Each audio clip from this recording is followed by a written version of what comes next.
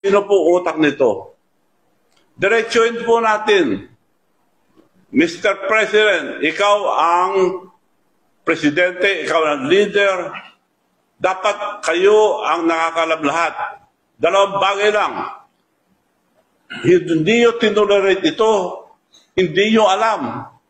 Kung hindi nyo alam, di wala kayong alam. Hindi pwede po yung ganun na sagot.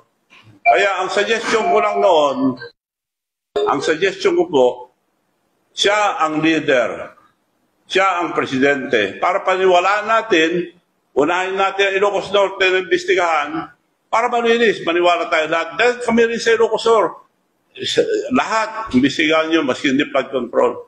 So, ganun lang po. Then, balikan natin, maniniwala po tayo. Bakit wala? Sinabi ko na ICI, huwag na kayo lumayo.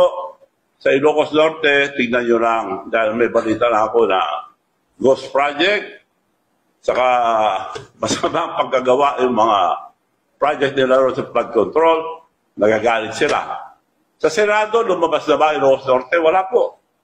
Wala pa lumalabas. Up to now. Kaya napilitan na ako, dahil akong binabanatan nila, this is all diversionary tactic. Ako binabanatan, nakalimutan na yung issue.